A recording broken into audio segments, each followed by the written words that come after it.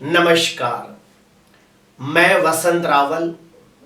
आज मैं आपको बताने आया हूं जन्म कुंडली के अंदर अधम योग कैसे देखा जाता है, अधम योग का फलादेश क्या होता है, अधम योग का फलादेश करते समय और कौन कौन सी विशेष बातों का ध्यान रखा जाता है, और आखिरी में आपको बताऊंगा 4 ऐसी कुंडलियां कि जिसके अंदर अधम योग है।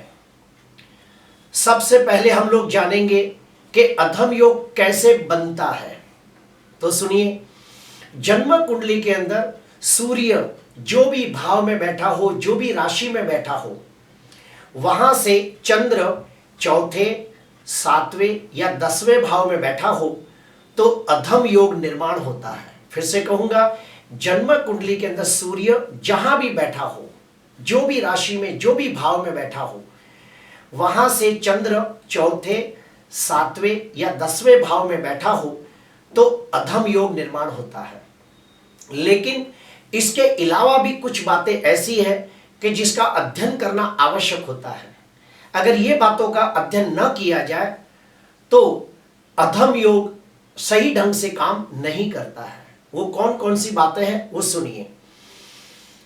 अधम योग के अंदर सबसे इंपॉर्टेंट 3 चीजें देखी जाती है कि लग्न पीड़ित तो नहीं हो रहा है, सूर्य पीड़ित तो नहीं हो रहा है और चंद्र पीड़ित तो नहीं हो रहा है। ये तीनों अगर पीड़ित होते हो तो ही अधम योग काम करता है। मैं आपको और थोड़ा डिटेल्स में लेके जाता हूं ताकि आप मेरी बात को सही ढंग से समझ पाओगे। ज्योतिष के नियम अनुसार सूर्य को राजा माना गया है और चंद्र को रानी माना गया है। अगर जन्म कुंडली के अंदर सूर्य चंद्र निर्बल हो, कमजोर हो, पीड़ित हो, पाप ग्रहों से द्रष्ट हो, पाप ग्रहों से पीड़ित हो, तो इसका अर्थ यह हुआ कि राजा रानी पीड़ित है, राजा रानी दुखी है, तकलीफ में है, परेशान है।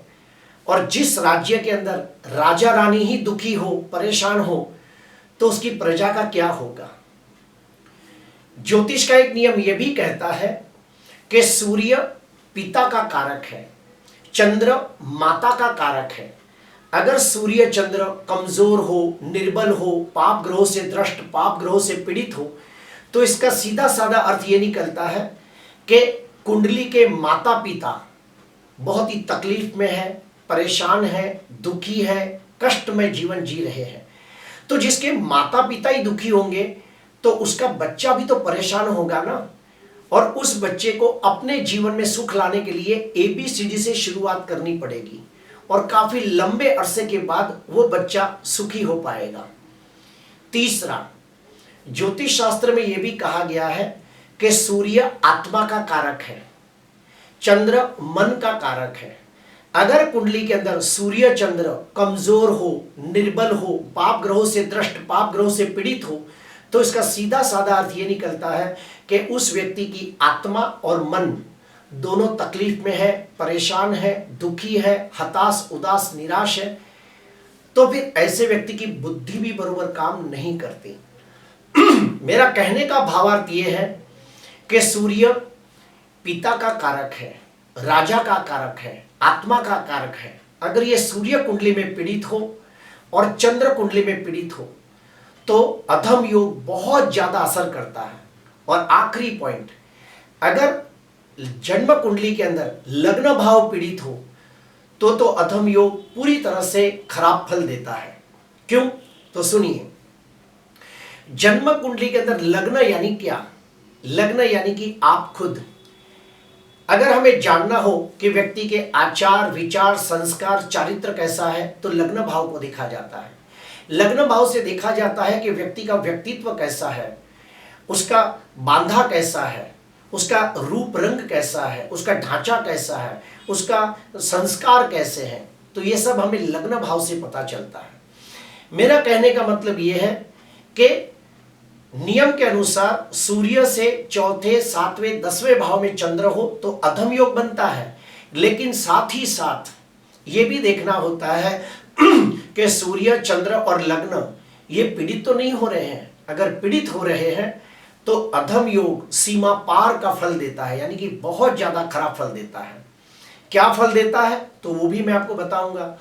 जिसकी भी कुंडली में अधम योग बनता है, ऐसे व्यक्ति बहुत मेहनत करने के बावजूद वो उन्नति, प्रगति, विकास नहीं कर पाते जिसके वो हकदार होते हैं। जिसकी भी कुंडली में अधम योग होता है, वो व्यक्ति को वो मान, सम्मान, पद, प्रतिष्ठा भी प्राप्त नहीं होती जिसके वो हकदार होते हैं। जिसकी कुंडली में अधम योग होता है, वो व्यक्ति पूरी तरह से आर्थिक और मानसिक दृष्टि से परेशान रहता है। ऐसा व्यक्ति अपने कुटुंब के लिए बहुत कुछ करता है, अपने सभ्यों के लिए, घर के सभ्यों के लिए बहुत कुछ करता है, लेकिन उसे यश प्राप्त नहीं होता। आइए कुछ एग्जाम्पल के साथ आपको समझाना चाहूंगा। कुंडली के अंदर ये पहली कुंडली है, मेष लग्न की कुंडली। अभी मेष लग्न की कुंडली के अंदर आप देखिए, लग्न में ही शनि नीचिका होकर बैठा है और उसके साथ केतु बैठा है। शनि नीचिका और साथ में केतु, तो यहाँ पे श्रापित योग नाम का भयंकर अशुभ योग निर्माण हो रहा है और लग्नाधिपति मंगल 6वें भाव में पीड़ित है। तो यहाँ पे लग्न भाव पीड़ित हो गया, लग्न भाव कमजोर हो गया। अभी हम जानेंगे सूर्य को। सूर्य किसका कारक है? राजा, पिता, आत्मा, ये सभी का कारक सूर्य राहु से ग्रसित है और यहाँ पे सूर्य ग्रहण योग नाम का अशुभ योग निर्माण हो रहा है और उसके पर नीच के शनि की भी दृष्टि है।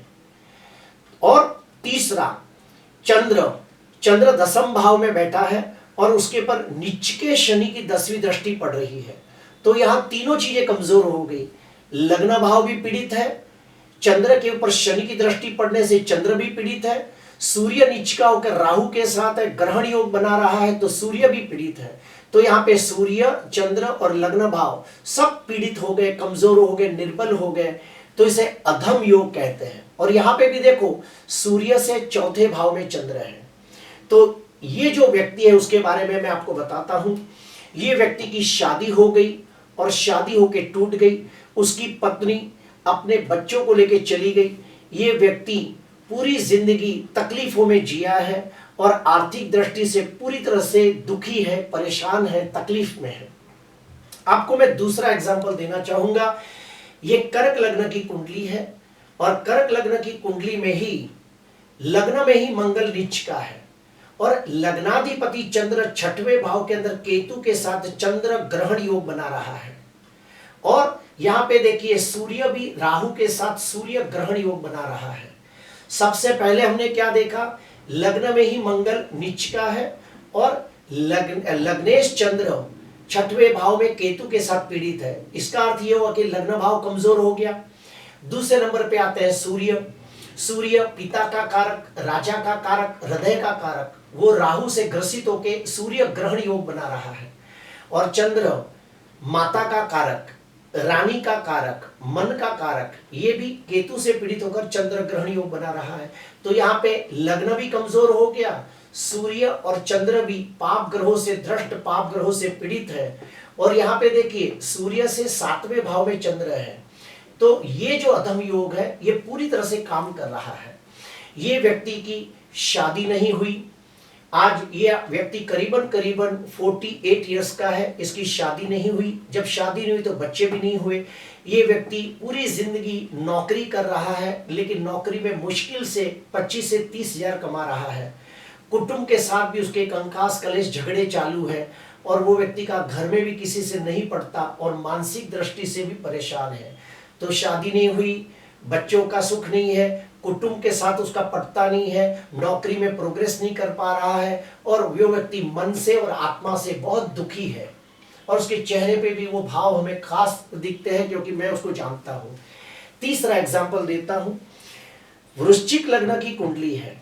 वृश्चिक लग्न की कुंडली के अंदर आप देखिए मंगल स्वगृही होकर रुचक योग नाम का पंच महापुरुष राजयोग बना रहा है। लेकिन साथ में ये भी देखिए कि राहु अंगारक योग नाम का अशुभ योग बनाता है।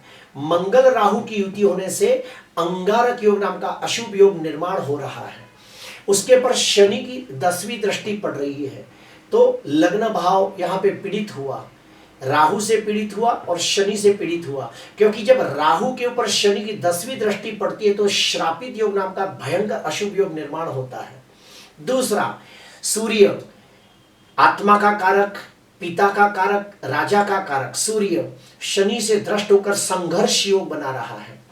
मन का कारक, माता का कारक, रानी का कारक चंद्र केतु के साथ पीड़ित होकर यहाँ पे चंद्र ग्रहण योग बनाता है। यहाँ पे संघर्ष योग, यहाँ पे चंद्र ग्रहण योग, यहाँ पे अंगारक योग। और एक बात आप गौर करिए कि सूर्य से चौथे भाव में चंद्र है तो यहाँ पे अधम योग बना, और सूर्य और चंद्र ये दोनों पीड़ित है और लग्न भाव भी पीड़ित हो रहा है।